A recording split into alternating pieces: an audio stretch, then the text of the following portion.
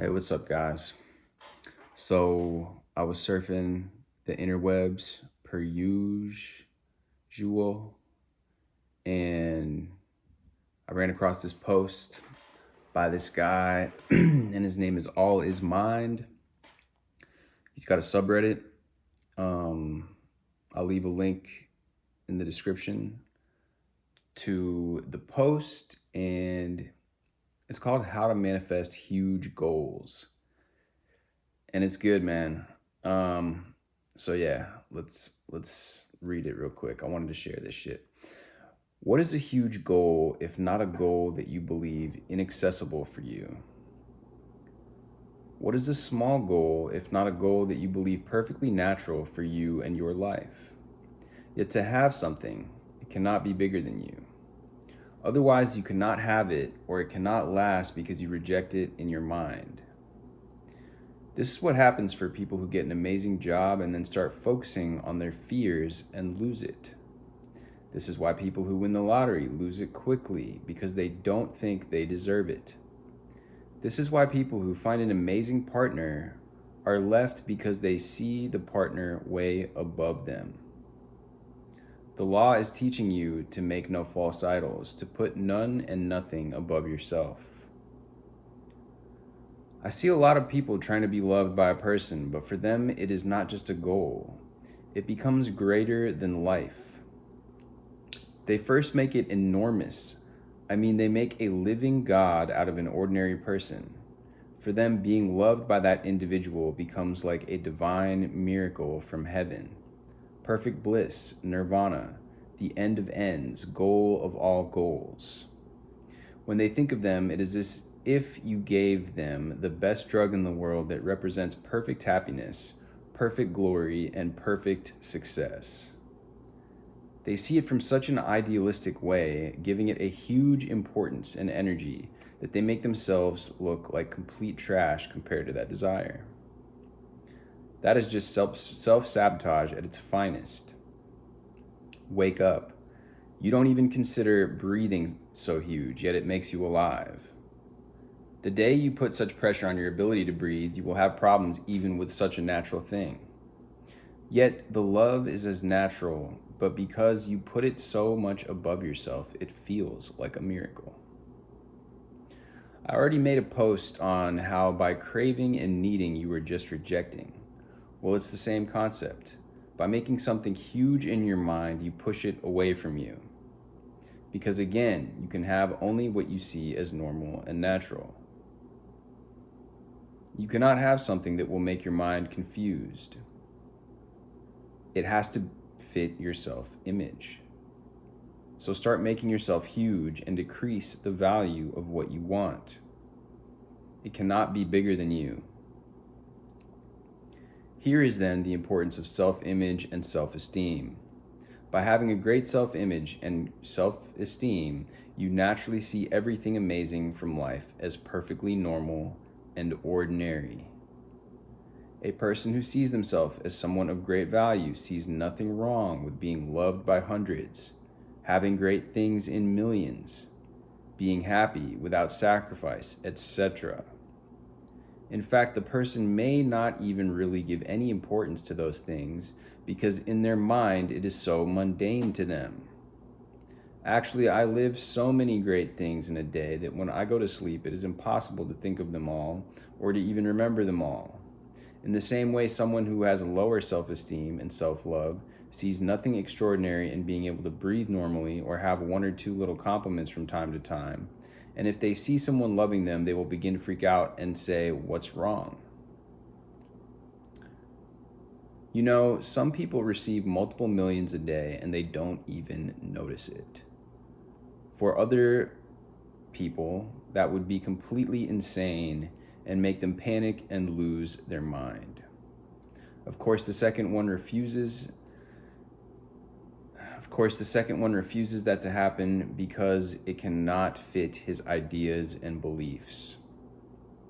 You have to enlarge your concept of normal because you can only have what you see as normal. Nothing in your life can can be bigger than you and your beliefs. So the whole point of practicing the law consciously is about rising yourself and your beliefs.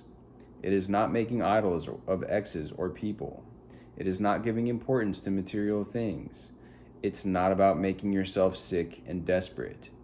It is all about making yourself huge. And to the degree you become huge in your mind, the things and people in your life will reflect that value or that greatness. Some people do the opposite. They want a car, they make bigger than life. They want a person, they see them as a god. They want a job, and they think it's incredible. You need to see yourself greater than anything or desire. You see a piece of bread smaller than you, so it is easy to have it. You see $1 smaller than you, so you have it. Everything you see as normal or small or natural is effortless to have. For you, it takes little effort to have a soda. For others, it takes little effort to have millions or love. So lower the importance of the things you want. Be above them.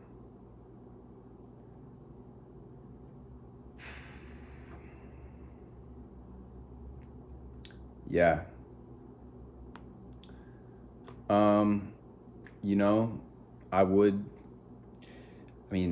I guess I should cap that off and say something, but it's like, I don't even know what to say. That he pretty much, with this single post right here on Reddit, he encapsulated a lot of the themes that I've been discussing lately.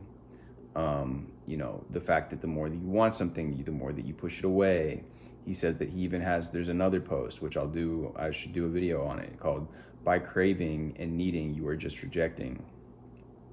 But he talks about that, and just the fact that is just so true. He talks about the idea of importance, which we've talked about a lot. And when you have these goals and you make them so big and monumentous in your mind, of course you're going to have trouble achieving them. And I like the thing at the end. You have a piece of bread is smaller than you, so it's easy to have it. You see $1 is smaller than you, so it's easy to have it. And I think what I've found in my personal experience is when I have met people that have these big things, it is normal for them.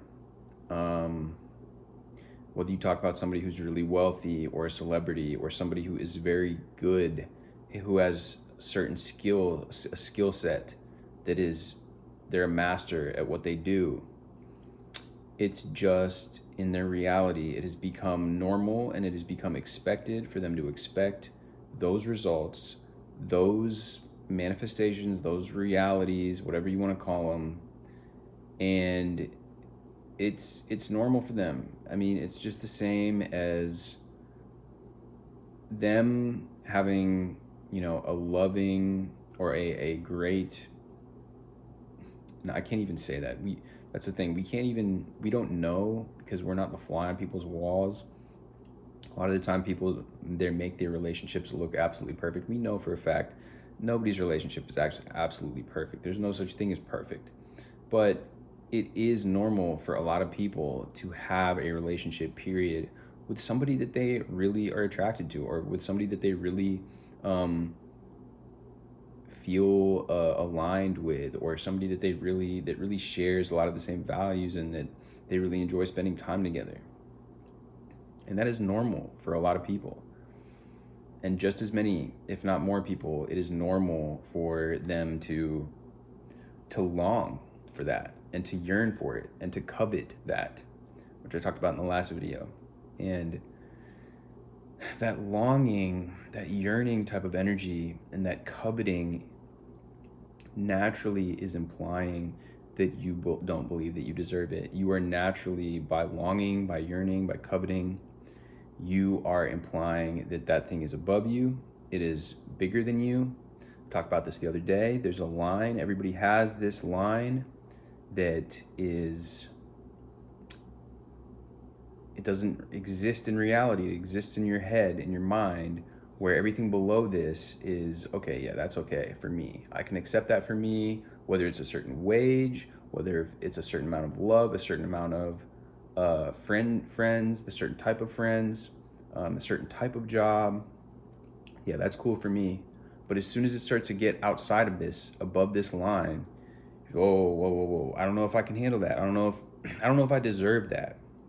It doesn't fit in with my self-image. My self-image is underneath this. This is my self-image. My self-image cannot contain everything above this. So yeah, I mean, I think this is a very powerful video, or a very powerful post. That's why I wanted to share it. And yeah, I will do his other post, which is called "By Needing or Craving, You Are Rejecting." Oh, well, it's a quick one. Might as well just cover it right now. So he says, every time you need/crave something so badly that it makes you sick or unhappy or desperate, you are truly rejecting and denying its reality in your world. There is nothing that is obtained with those negative state of minds, and even if you obtain it for some time, you may lose it even faster. The whole point of the law's teachings is to kill all those states in you, because craving and needing are not God energy. It is for victims and for those who want to stay ones. You get things when you know they are yours, when they fit your energy, your state of being. And you don't even need to seek them. Just like light shines around a source of light, the law is all about cultivating your being whole and complete. It's not about seeking or craving. Just abandon those states.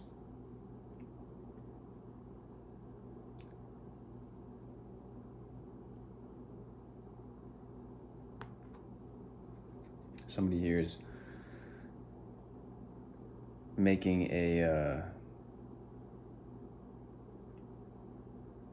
reference to the I Am meditation by Neville Goddard, which is from his book At Your Command. I remember that. I remember actually reading that. It looks like this guy, all his mind, I mean, his teachings seem to be based on Neville's. I don't know if there's really, though. He doesn't mention Neville. To me, that name, all his mind, is almost more of a reference to the Kabbalion, because in the Kabbalion, that's what they discuss. The all is the mind, and mentalism is the first of the 7 Hermetic principles. And so it almost seems like more of a kind of ode to that book and what that discusses. But anyways, guys, let me know what's up. I think I'm gonna do a video actually about the Kabbalion. The 7 Hermetic principles are extremely powerful, and I had them written up on my wall for years actually, and it helped just looking at them, just seeing them, just absorbing them into my awareness really was valuable, because those are essentially laws and principles that govern the universe, and I'm gonna cover them. But anyways, guys, much love. Drop me a comment, drop me a like. Let me know if this was helpful, and hit the subscribe if you're not already. I'll see you guys soon.